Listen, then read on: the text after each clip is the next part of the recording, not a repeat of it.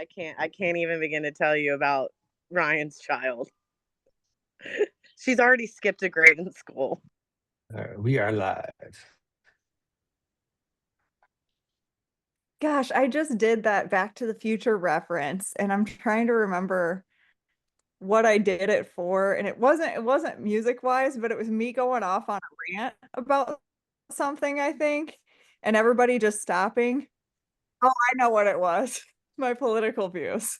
And then I'm like thinking, oh, but you know what? 10 years in the future, we'll see how it goes. Yeah. I guess you're not ready for that, but your The kids kids are will gonna love love it. That's so funny. Can you see the notes on the right or just Yeah. the yeah? Yeah, you can't share that. You have to share the reel. I'm fine. We could have discussed this prior to going live, Holly. Well, now it's all gone. So Canva. Do you want me to share? Sure.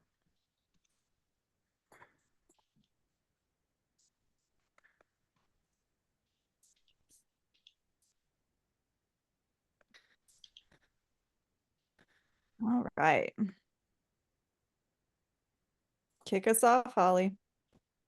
All right. Well, good morning and welcome to our My Real Estate Company company-wide meeting for Thursday, February 26th, 2026. We are glad that you are here and excited to share some things with you today. Yes, ma'am. Josh. I threw this one up today. Yesterday, Sandy Lynn did a great training on mini chat, and one thing that she talked about was like pick one platform and kind of focus on that. Don't try to split yourself everywhere. And I actually had posted this quote a while ago, but it reminded me of it. And real estate lead gen collapses when you chase too many lead sources. You get busy everywhere, but effective nowhere. Pick a lane and run in it. So I think all too often, we try to jump around when it comes to lead generation. And the other thing is we don't have the patience. So we'll try something for like a week and be like, why don't I have 10 leads in my pipeline? And so then we jump to another thing. I think all too often we need to understand, when I'm consulting with brokerages and larger teams, we're looking at like 2-year timelines for conversion rates. So 2-week timelines are not realistic.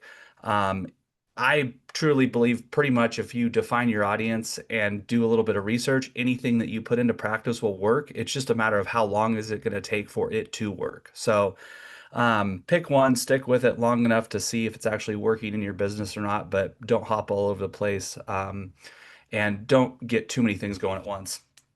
Thank you so much for posting this, Josh. I'll be the first to admit out loud, I do not belong hosting open houses.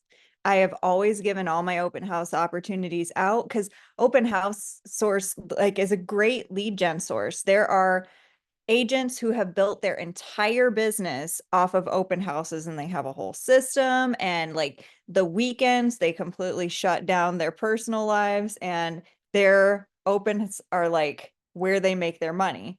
And me, I have no business hosting open houses because I absolutely hate them. And when leads walk through the door, they can just feel. They can feel that I hate being in there. They can just feel, I'm like, oh, great, somebody's walking in the door now. Like, it's just terrible. And so that, like, people can feel it. Pick a lead source that works, pick a lead source that you like. For me, it was social media for sure. Thank you so much. Core values. If anybody wants to open their mic and say something, now's your chance. You don't have to, though. 4, 3, 2, 1. Next. Okay. So next week, I'm going to do another true crime and real estate podcast episode. And wiring fraud, it's obvious that it's a required document to have our wiring fraud advisory, right? But what is the why behind it? And I always say facts tell, stories sell, right?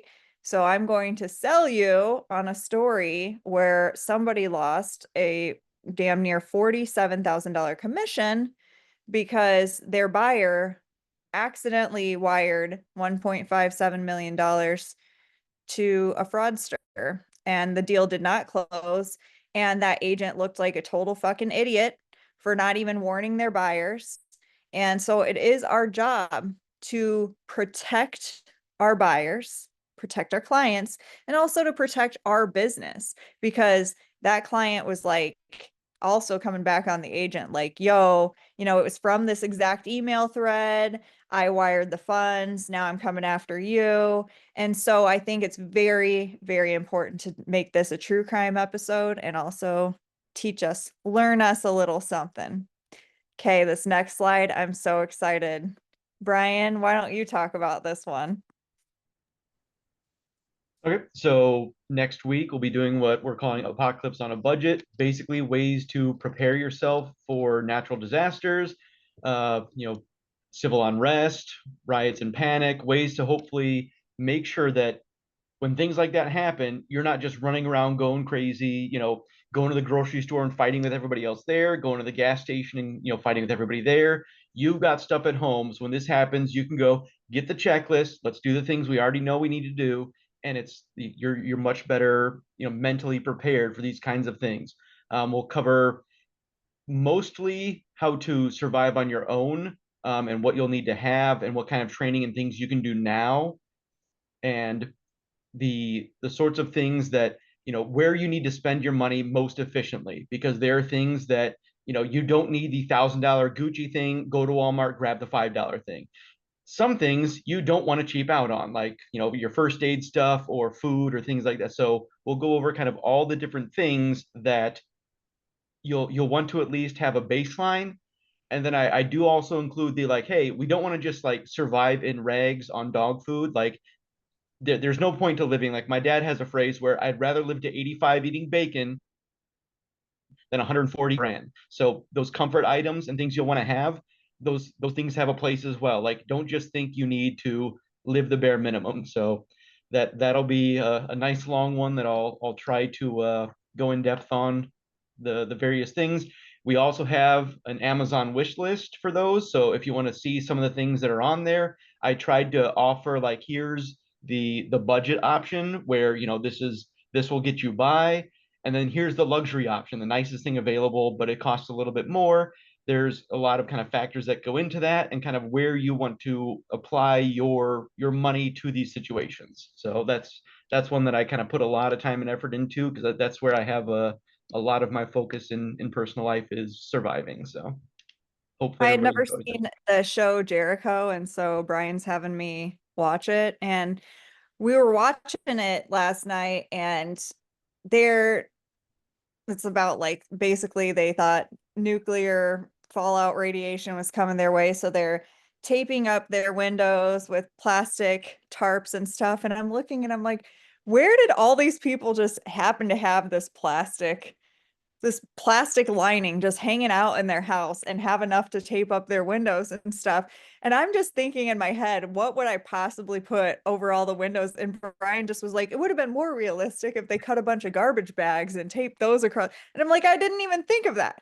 I didn't even think of garbage bags. So Yeah. this dude, I think that he is such an untapped resource for our company, and we can't wait to bring you other types of trainings that he's gonna be able to give us. So so excited for this training. Invite other agents, invite anybody, really. It's going to be good for anybody to have. Yeah, garbage bags are surprisingly useful. Like, cut arm and head holes in them, and they're like waterproof ponchos. Like, they're such a cheap way to do things. So Yeah. Lindsay, do you want to talk your slide a little bit?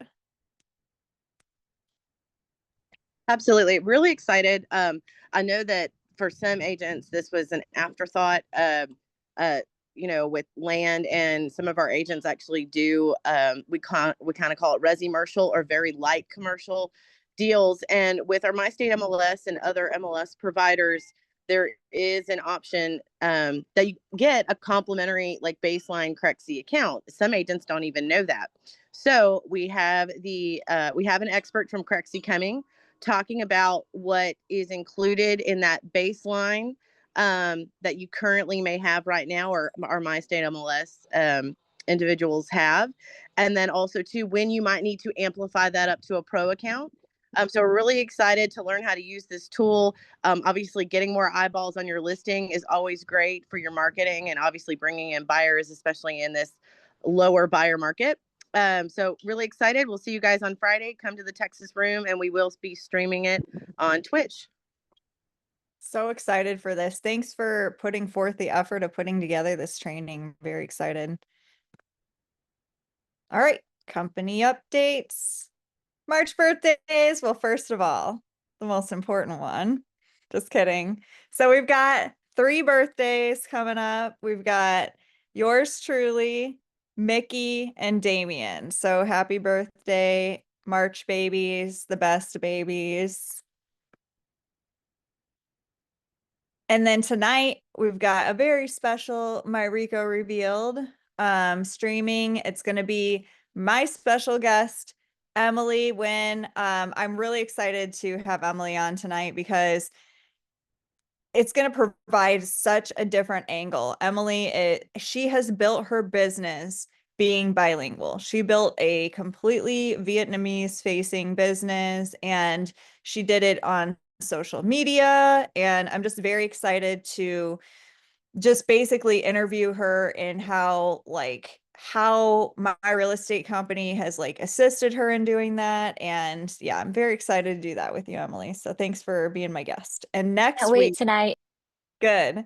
And then I've got this graphic for you. I'm going to post it after the fact, and then we can collab on it. And then DC Robert Rossi, he's going to be my guest next Thursday. So if you're interested, if you're an agent at my real estate company and you love it here, first of all, if you don't love it here, like find somewhere that you do love. We want you to be very happy wherever you feel is best doing your business, or let us know how we can make you happy. But if you love it here, we want to hear about it. We want other agents to know about this company. And what better way for them to know about this company than to hear it out of the agent's mouths?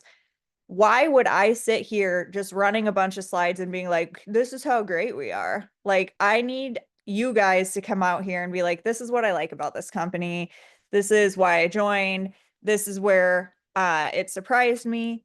Anything you want to talk about, let's talk about it. So hit me up, post in your support channel. Let's get you on a stream. Okay, I'm starting a new thing where it's a little bit about social media. I want to recognize you guys for posting on social media. I want to recognize like a post of the week. And then I want to also give you guys a tip, like a social media tip of the week. So here is the post of the week that I thought was the best one. And that's DC. You have been absolutely killing it with your posts. I'm going to actually open this one so you guys can see it. Hang on one second. Get to it. You're about to leave Canva. I know. Okay. That's not taking me to it at all. This was not DC's post, you guys. Luckily, I know how to find it. Pulling a Holly. What?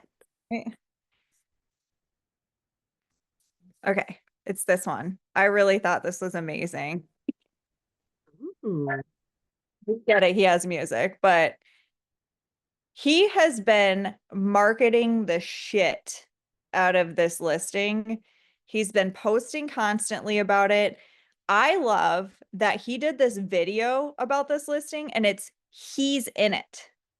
I rarely see something like that. Usually, you know what? I'll admit, when I have my listing videos done, I'm not even in them. I'm not even at the listing. I trust my photographer and my videographer to go do it. And I just thought that this was genius. Go be in it. You know, you have to market yourself and the house. You have to make sure people know that you are marketing this property. And if they want their property marketed this well, then they should come to you as well, right? So I just thought this was amazing. I want to recognize you guys.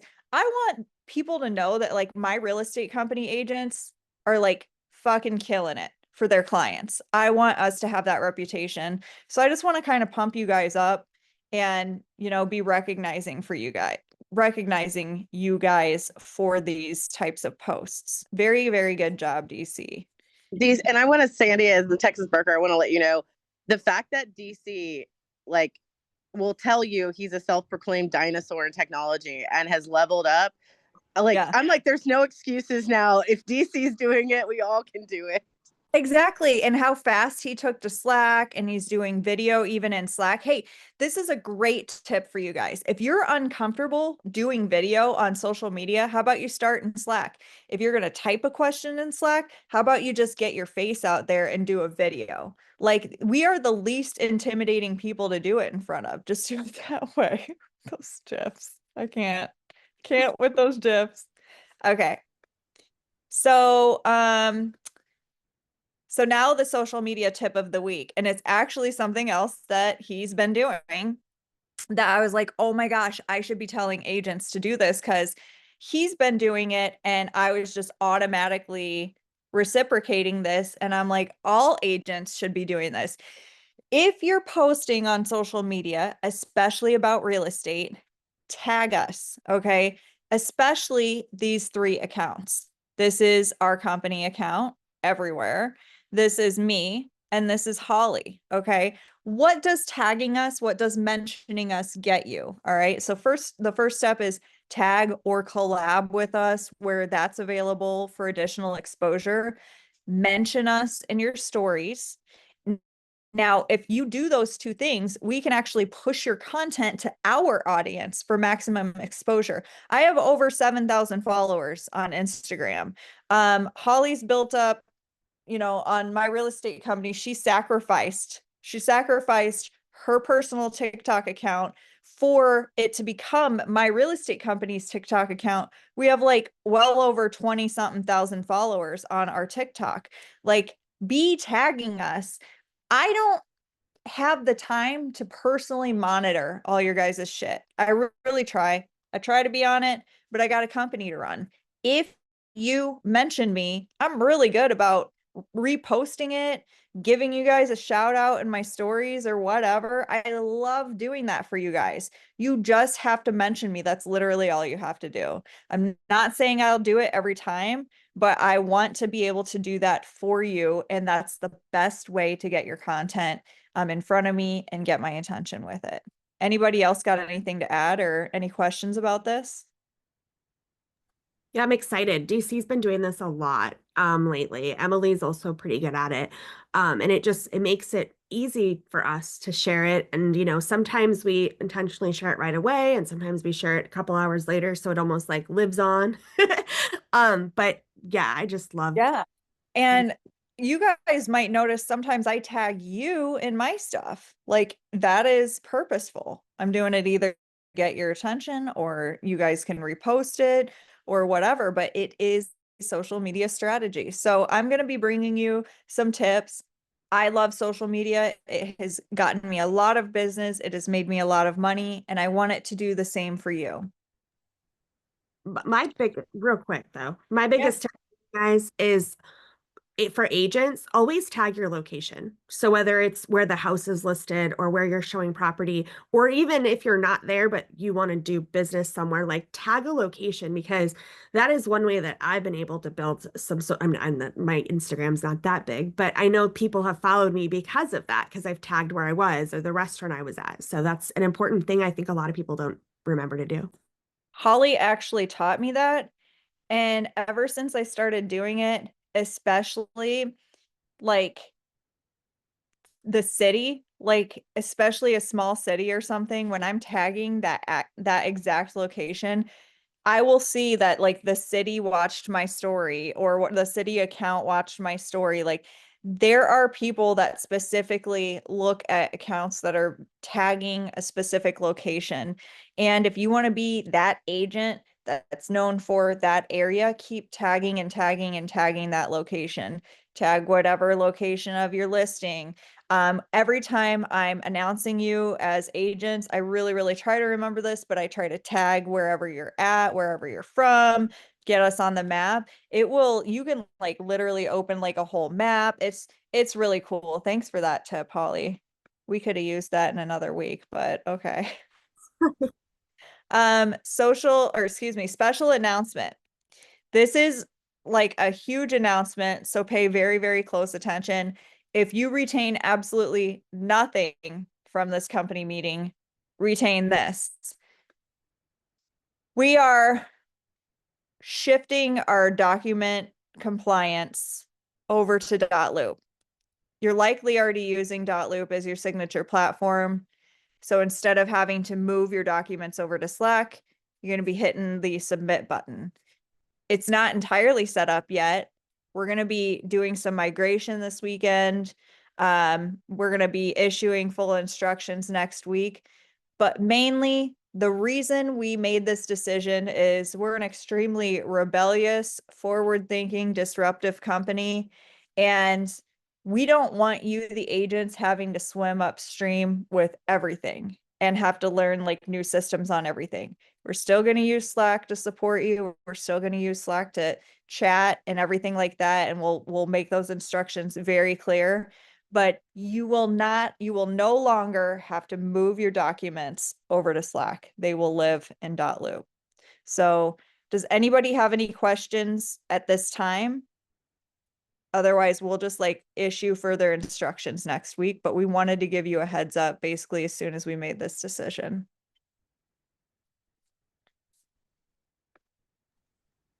Nate, you're up. Natrix. All right. Well, with that being said, I wanted to give a special shout out to an agent that's been absolutely on fire this month. Next slide. So congratulations to Teal. She gets the Agent on Fire recognition. She had 4 closings this month, and I know she's here today in the meeting. Teal, do you have a moment to say anything about your closings or your experience? Congrats, Teal. We've been watching. You've been doing amazing. Sorry, I Yes. can't show my face at the moment, but thank you so much for the recognition.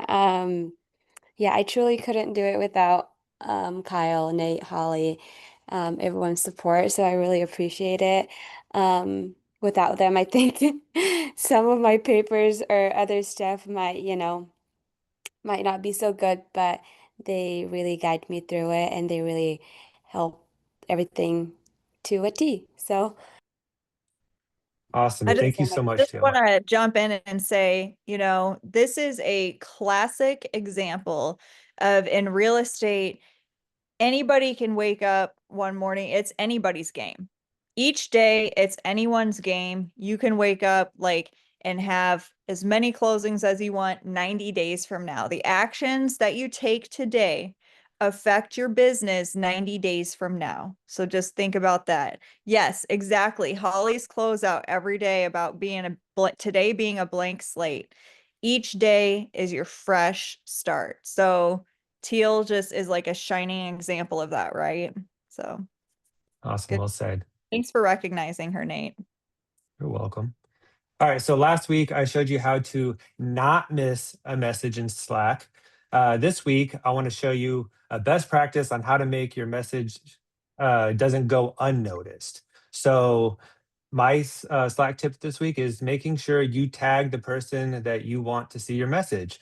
Just do the little @ sign and then their name. It'll pop up. Make sure you click that and it'll highlight them. Next slide. So Brian brought this up to me last week, and I thought this was very interesting. So there's 2 different ways to tag everybody in a channel. One is @ here, and that notifies everyone in the chat that is currently online. So keep that mindful when you're doing @ here. @ channel notifies everyone in the channel, regardless if they're online or offline. So definitely only use that if you want to make sure everyone in the channel sees it, even if they're on vacation or away from their computer. Maybe it's nighttime, stuff like that. So definitely maybe take a screenshot of this or just write it down. My my best thing to, recommend is probably mostly at here. So that way people aren't getting messages when they're on their off time. I do at channel because I'm an asshole like that. Whatever I post needs everyone's attention. Especially if they're on vacation. Exactly. What's a vacation? Nobody at my company better know. Good morning, Kyle. everybody. Morning, Kyle. Good morning. Okay. Introducing calendar reminders for TC service. I will take all of your key dates, especially these ones listed here, and invite you so that you can add them to your own calendar. I've also set up referral loop templates. They're available in .loop now. So when you start a loop template, you can select from incoming or outgoing referral. And the outgoing referral will automatically have the W-9 attached so that you can send it right over with your agreement. Oops, sorry. I was That's click it. happy. Nope, that's it. Good job, Kyle. Thank you so much for leveling up with that. I love those calendar invites. You're welcome.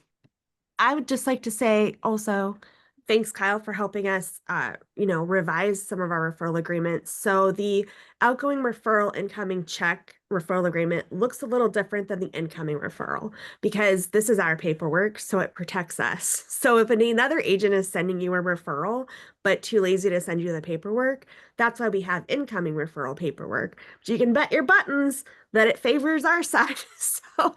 I just wanted you to know that.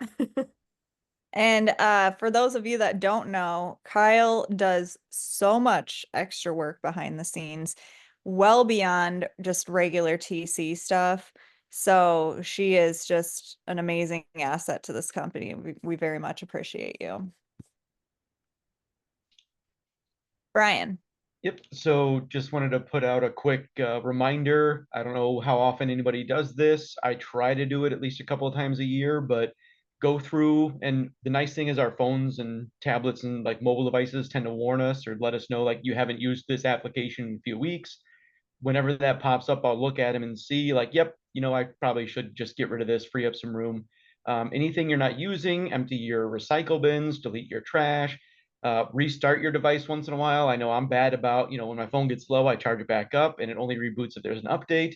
So try to go in and restart your devices, occasionally, once a month, doesn't have to be all the time, but just give it a chance to restart. I know we're all on our phones all the time, so shutting it off for an hour isn't really possible, but try to find some time to clean up things, free up space, reduce the strain on your device so it's not running 1,000 things at once. I know I tend to go through my tablet and phone. I don't have like all of my applications running. I close them if I'm not using them. That saves battery life, so that extends that and just keeps the device running faster longer, so you maybe don't have to upgrade to the new iPhone every time. You can maybe skip it or wait a couple of months after they release the new one because your old phone's still fine. So anything that can extend our device's life so it's not running slow when we're trying to do something, because we all know that the instant you have to do something right now is the time when it starts running slow or closing and crashing on you. So take some preventative maintenance time for all of your devices, whether it's a tablet, your cell phone, your computer, even your TVs, things like that. So if you need any tips or hints or anything on how to do this, let me know. I can look up some articles on your specific device, but just go through and see what you can get rid of, things you haven't used in a while, just get them off your device.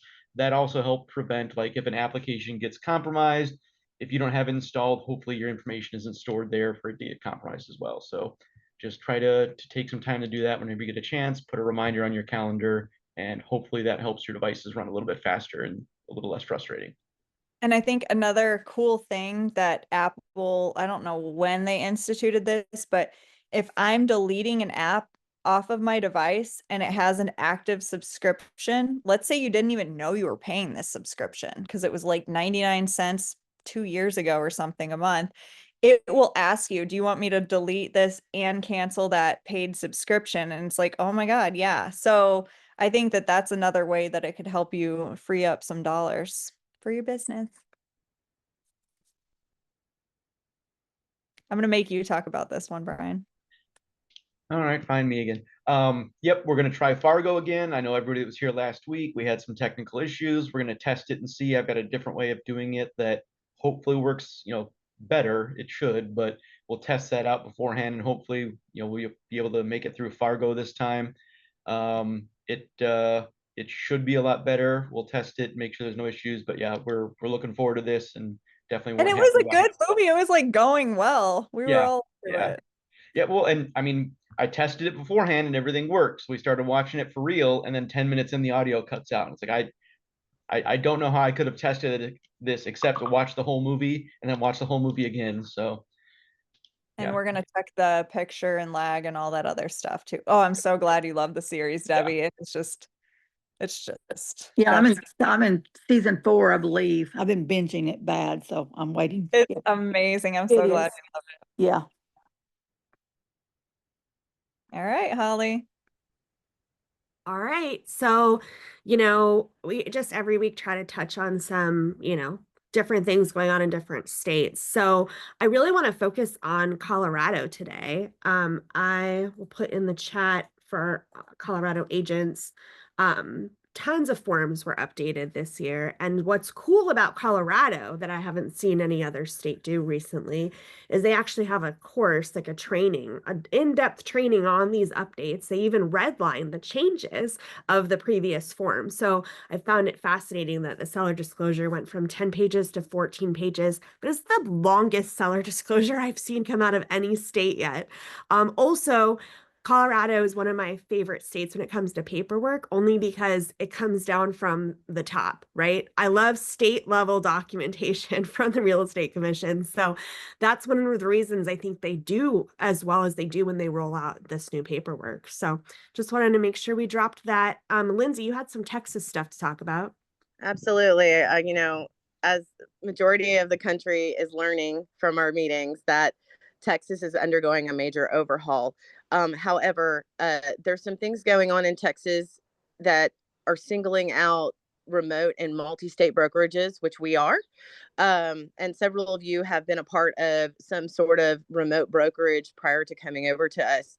So Texas, and when I say Texas, I mean the Texas Real Estate Commission has made it very clear that audits are going to be increasing about Texas brokerage supervision rules. We want to fix any issues before they ever become a part of an audit or go on your record. This is why you see some of us are very serious about competency rules and forms. Texas does require brokers to make sure that agents are competent in both the types of property they sell and the area in which they work. For some of you that don't know, Texas has 254 counties. That means that an agent's area of competency can be pretty vast, and labeling which counties you are competent in are very, very important. That's why we use our competency and geographical competency form. Some of you have that in your inboxes and still need to fill that out. So if you could do me a huge favor and take care of that within the next week, I would greatly appreciate it. And if you have questions, please give me a call. So basically what this means is that the days of agents not talking to their broker are definitely over. Submitting the forms and not being active within your brokerage will be noted in audits. So it is very important that you are plugged in. I don't find that we have a problem in our brokerage. All you agents in Texas have plugged in and are, we all talk every day, which I love. But we just wanted to make sure you understand the seriousness of this is because the state is about to start cracking down and auditing brokerage systems and checking in on this. So to highlight that, a lot of you agents are in programs where you're getting certificates and learning about new types of real estate. If you do change what you're selling or where you're working, we also need to make sure we update that form with your new credentials. That way we all know what you're doing within our brokerage and can help you stay compliant, keeps supervision in a direction where we protect you, your clients, and the brokerage. But most importantly, it's about protecting you, because I want to be able, if we do get an audit, to stand up and say, here's all the documentation, they have gone above and beyond, and here's that proof. So, and I think our brokerage does a phenomenal job compared to other brokerages that I've even been a part on in protecting their agents. I'll quickly go through the next three. for those of you that did not know, the Texas Real Estate Commission met early February, and they have made a decision to change our forms again. I will be sending out all major announcements in your Slack channels, and that's going to be labeled hashtag State Texas MyRECo, and then also hashtag State Texas 2 channels for all of our Texas agents. And this will go over all proposed changes that are coming and all the changes that actually have been voted and finalized by the state. MLS rules and enforcement have been strengthened, and now we have fines up to 5K. So once upon a time, we thought the MLS was just, let's put in our listing and go. They're taking it very seriously if we make errors. And we have to be we have to be on top of this. So, I know it sounds serious and it's scary, but this is why your brokerage team is behind you, because we don't want you to get a fine, and we definitely don't want anything to go on your record. Proposed changes to contracts, that's at the state level. Specifically changes within brokerage compensation language. I'm very excited about that, guys, because I do feel like the state rushed into those changes. And Holly has even talked to me about that, how the state of Texas contract forms and compensation language is very different from other states. I find it to be very complicated. So we're very excited that even though it is another change, we do believe it's a change for the better, and it's going to help with negotiations and clients understanding really what's going on with competency within their purchase agreements. Thank you so much. Off to the next state. Actually, adjacent to that, Kyle, we got another NAID number assigned, didn't we? Yes, for Lindsay. Yes. It was 2. It was for the 2 side, right? Yep. All right, awesome. So I just wanted to make sure our Texas 2 agents knew that we now have a HUD NAID number for you. So as I mentioned before, these are actually really big accomplishments, and I really appreciate Kyle coming along and kind of taking that project by the horns. So thank you for And that. definitely, thank you guys for mentioning that. We are very excited to have both brokerages with NAID numbers, and for agents that want to know more, we will be having a class on those opportunities with the new licensing and sales opportunities that we have for our agents to learn. So Kyle, thank you again. I listen, Kyle's Elfster account stays in my inbox because she's so amazing. She's done so much behind the scenes, and thank you so much for keeping up with all the changes in Texas and then all the new additions. So Holly and Kyle were big in making that happen for our state, which is a huge addition to our Texas portfolio. Awesome. All right, next slide. Oh, yep. Sorry.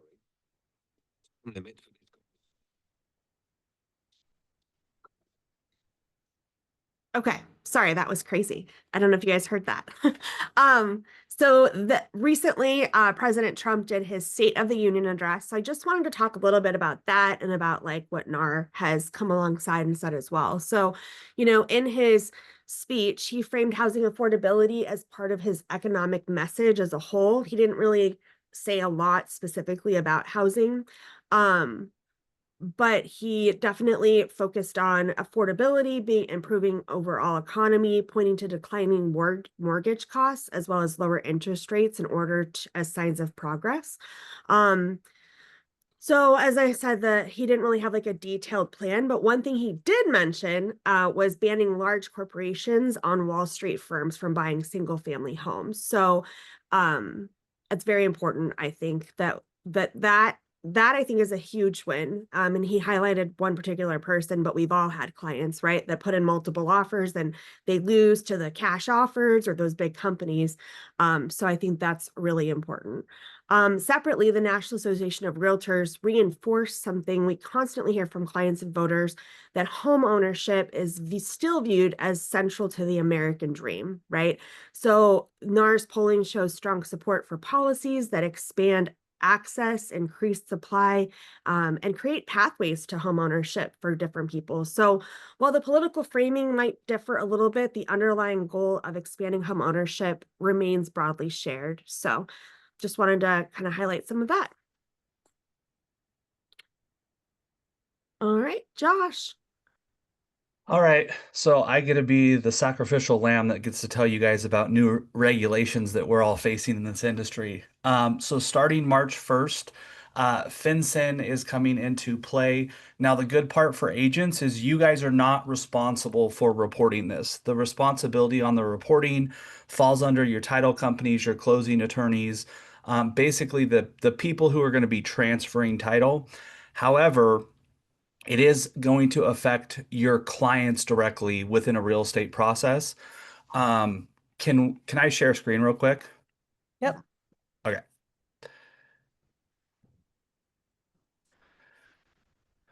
All right. So there's still a lot to this that we really don't know, because leave it up to the government. Even since they've announced this reporting requirement, it's gone from 6 fields to 123 fields. So they're continually changing it. These are the three things that you need to be aware of. First, is it a residential property between 1 and 4 family structures? Um, Bare land with the intent to build, or commercial property that includes residential living. If that's the first thing, it's a check. The second thing is this a cash purchase? If it is, that's a check. And the third thing is, are the buyers taking title in a trust or some type of company entity? So an LLC. We're going to see this most, I think, with investors who are buying properties with cash, which the downside is it's going to be a thing that they transfer enough titles that they're going to be like, wait a second, I didn't have to do this a month ago. And so you're going to have to explain it to them. Um, like I said before, the reporting requirements really are going to fall on the title attorneys and the closing companies to do all this. But how that's going to affect you is your clients now, if these three things are in play, are going to get documentation from the title company or potentially a third party company that's going to make them fill out a whole bunch of other information so that basically they can submit that to a portal. That portal is going to give them an authorization, and that's going to be part of your clear to close. So, what you need to do from our standpoint is be preparing your clients for this additional step that they're now going to have to do to transfer a title. The other thing to make clear to your clients is this is not just a matter of in a transaction, there's a $0 threshold. So what a lot of people have said is, you know what, I'm just going to take title personally, and then after it closes, I'm going to go do a quick claim deed with the county and change it. If you do that, you're still going to have to go through this process, even on a quick claim deed with the title. So ultimately, there's really no way to get around this. This all goes to anti-money laundering, fraud prevention, all that type of stuff. The other thing to prepare your clients for is if your title company you're using is using a third party company to do this, which a lot of them are because they want to limit their liability on this issue, there's probably going to be an additional fee. I've talked to a couple title companies in South Dakota, and they're saying that fee is anywhere from $250 to $400 a transaction. So just preparing your clients for this additional fee, is going to be important. Preparing them for an extra form or, document they're going to have to fill out and submit. The other thing about this document, it does require a lot of personal information. So I would highly advise you're prepping your clients for this because it's one of those things, if you can set that expectation early, you're not going to get a phone call saying, hey, why is this random person asking for my social security number? So just prepping your clients. The other thing about this is look at your transactions too, because there's a lot of agents. I was just talking to a title person yesterday. She said she thinks in South Dakota, only 20% of the agents can even tell you what FinCEN is. So if you have a property that's being listed and you have an agent on the other side and you see these three things are in play, it's a cash transaction and the buyer's taking title, talk to the agent on the other side and say, hey, are you aware of FinCEN? Obviously, don't do it in a manner where they think you're going to talk down to them. But really, I think educating the other side of the transaction, because let's face it, this is one of those things as a listing agent that could tank an entire transaction if you've got someone on the other side of the transaction that doesn't understand this and hasn't prepared their clients for it. You could have someone potentially terminate your listing to no fault of your own because this pops up. So I think the name of the game is flexibility and preparedness and being honest with your clients right now and saying, hey, especially if you have a buyer that you know is an investor and they're going to be taking title and trust or some type of company entity, giving them a heads up, like during your buyer consultation, that this is a new thing. It's not the title company, it's not us as a brokerage, it's a federal government requirement now. So, sorry to make your guys' life more difficult. Hopefully, it's a little more clear. If you have any questions, direct them to Holly. Sounds good. Oh my gosh, I was like, did he just say that? I did want to say, making this into an amazing opportunity and a standout agent. First, I think this is going to separate how we choose our title partners because of the delicate information and being prepared. Also, listing agents. I know that we have top performing agents, not just in Texas, but around the country. And I think also doing a pre-title, if you can do a pre-title, is going to be really important. And having that title partner relationship up front with the listing or with the buyer. I know a lot of us have defaulted to whatever's in the MLS. However, I think stepping up and having a high level relationship with your title partners and understand what's coming will really, like Josh said, preparing for that blow and change when we need it to not be complicated at the end of the transaction. Okay, thank you. Financial Crimes Enforcement Network. I was trying to figure out what that acronym was, but why would they not put it on the document? I don't know. Like, why would America even fucking begin to know what that is? Like, as if it's like DHS or something. Well, and I Yeah. will say, talking to a title person yesterday, there's a lot of things that they are scratching their heads about this whole process. It officially was announced like in November of last year. And they said since it's been announced, it's changed like 5 times on how it's going to work. And so the whole goal with this was money laundering, because what they were finding was people were basically using trusts and entities to money launder dirty money, buying the property, then turning around, selling it, and doing all that. So that was where it came from. The problem is, like a lot of things with the federal government, it was a knee-jerk reaction with really no plan on how this was supposed to work. And so the title companies are really feeling like we're kind of behind too. Originally, this was supposed to go into January 1st, was supposed to go into effect with it being announced in November. And the federal government realized there's no way. And so they bumped it to March 1st. But talking to title people, they're still not really prepared for this. The other interesting thing is there's all these third-party companies that are now popping up to handle this reporting for the title company.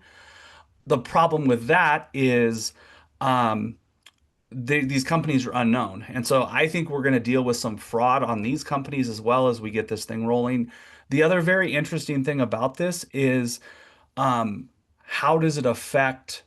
So if the lender does not have anti-money laundering systems in place, so like hard money lenders, are they considered cash still? And so that's another thing. You might have like a hard money loan where you're like, well, this doesn't apply because it's not a cash transaction. But you have to remember, if that lender providing the funds does not have anti-money laundering systems in place and is certified in that, there's potentially the possibility a title company is going to say, hey, this falls under FinCEN reporting, even though it's a hard money loan. And so there's a lot of stuff like that that's just not clear yet. And so that's why I say being upfront with your clients, setting that expectation, especially those investor clients. I don't know if Javier's on this call, but this could really affect to a lot of what he's doing with third parties and stuff. I think it's going to be a little bit of a nightmare for specific people. So it is what it is. And spoiler alert, Javier will be our newest agent that we're announcing next week. So Oh, did I excited just to have- steal your No. thunder? I'm just letting agents know that he'll Thanks for ruining it, actually Josh. transferring. So we're excited to have him. Absolutely. He's going to shore up that West Texas and East Texas group, man. We got it covered from the valley to the sea. We're ready over here in Texas. ABG, always be growing. Cool. Well, that concludes our meeting. Does anybody have anything they'd like to ask, say, anything before Holly closes us out? 4, 3, 2, Holly closes us out. All right. When in doubt, reach out, messages if you need us. We are here for you. We all started this morning with a blank slate at 0. So go out and talk to a buyer, a seller, or an agent today. Have a good one. Bye. Bye, everybody.